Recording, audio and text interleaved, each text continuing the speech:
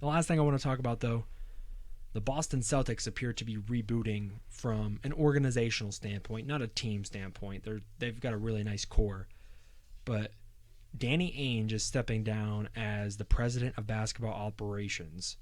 Brad Stevens is going to fill in as the president and then step down as their head coach.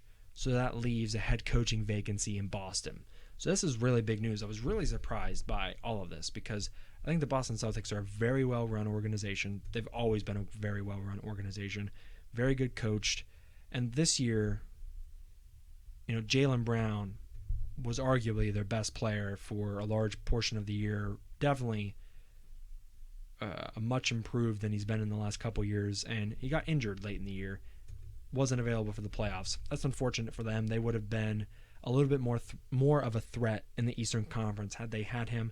I don't know if they're probably not a championship team with him, but they would have had more of a chance if he was in the lineup, of course, as improved as he's been offensively. I don't think that's anybody's fault that he got hurt. Injuries happen in the NBA, and it just happened to be Jaylen Brown with the Celtics. And over the last several years, or maybe over the last decade, you might think that the post Paul Pierce, KG, Ray Allen, Rajon Rondo era was a failure. And I really do disagree with that. I don't think that Danny Ainge and the Celtics failed in what they did as an organization. They only missed the playoffs one time post KG and Paul Pierce. And I guess, failure for them is just not winning a championship, which is something they're so used to doing, being tied for the NBA lead in franchise championships at 17 with the Lakers. They are used to winning championships, not just making the playoffs. And I respect that and I get that. The Celtics have also been to several conference championships over the last several years and just fallen short. They've had some really good teams, just not championship caliber teams, and that's fine. There's nothing wrong with that. They were just one piece away. Kyrie Irving could have been that piece for them, but he never really embraced the city after they traded Isaiah Thomas away to bring in Kyrie Irving. He never really embraced the city. That's no one's fault. Danny Ainge brought in the talent. Kyrie was great with the Celtics. Just didn't work out. That was a trade that obviously worked well in the short term for the Celtics, but long term, you weren't able to keep Kyrie around. No one's fault. And Brad Stevens loses Gordon Hayward 10 minutes into his Celtic career with a broken ankle and his leg was just toast. I remember watching that game and watching Hayward go up for that alley-oop. That was disgusting. And that's just a freak accident. If Gordon Hayward is healthy for the majority of that season, with him and Kyrie, what kind of damage could they have actually done? We don't really know. That would have been something to really, really watch. I wouldn't call that a failure. I would just call that unfortunate. Celtics have been a very good franchise over the last decade post Paul Pierce and Kevin Garnett.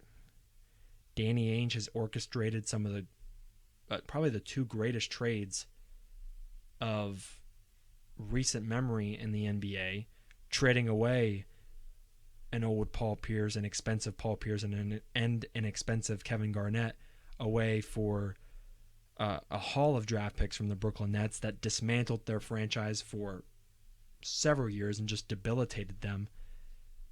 And then he was able to trade down in a draft where Jason Tatum was clearly the best player in the class, and they got him by trading down a couple picks. Those are the two greatest trades in recent history, and Danny Ainge was a part of both of them. He was at the forefront of both. Very well-run organization. Win a lot of games, get very far in the playoffs. This year, you get knocked out in the first round because you don't have your second best offensive player. That hurts. It's part of the game. It's the way it goes. The Celtics are not a failure by any means. And I'm a Lakers fan. I don't like the Celtics, but I have a huge respect for not only their history, but I mean, just the way that they hold themselves as a franchise, the high standard, accepting nothing less than a championship every year that they go out and they're in play. And I think that's just what this is about, is that the Celtics standards are just extremely high. Making the playoffs and making the Eastern Conference Finals is not good enough for them. And I get that. And I respect that. Danny Ainge steps down. Brad Stevens probably getting a little burnt out from coaching, perhaps. He was getting a lot of calls from colleges, and these colleges were trying to get the Celtics to name their price to pry Brad Stevens away. And Stevens maybe slightly burnt out a little bit and said, I want to put myself in the front office. And so Brad Stevens is going to be excellent as the president of basketball operations. I think he's going to do fantastic at building this roster even better once you get Jaylen Brown back. And then maybe in free agency you can help yourself out a little bit. Now, the Boston Celtics have never been a great free agent landing spot for guys in the NBA. I mean, when Anthony Davis was a part of the rumor mill for trades, Rich Paul, his agent, always said, yeah, you can trade for Anthony Davis, but regardless of what happens, he's walking and he's going to the Los Angeles Lakers. That's the difference between the Lakers and the Celtics, is that the Lakers can pull free agents just because it's in LA and that's their brand. The Celtics aren't great at landing free agents, despite their winning lineage. So that's something that they've always tried to hurdle and jump over. And again, that's not their fault. That's just how the world works sometimes. Celtics are by no means a failure. They've been one of the most well-run franchises, not only in league history, but in the last 10 years. I would argue way more well-run than the Lakers have been in the last 10 years in different spots. But now the Celtics need a new head coach. Who's that going to be? Jason Kidd's name was thrown out there. Mike Krzyzewski's name has been thrown out there, and Krzyzewski is retiring from Duke as their head basketball coach. Krzyzewski's not going to go to the Celtics. That's just that rumor is never going to come to fruition.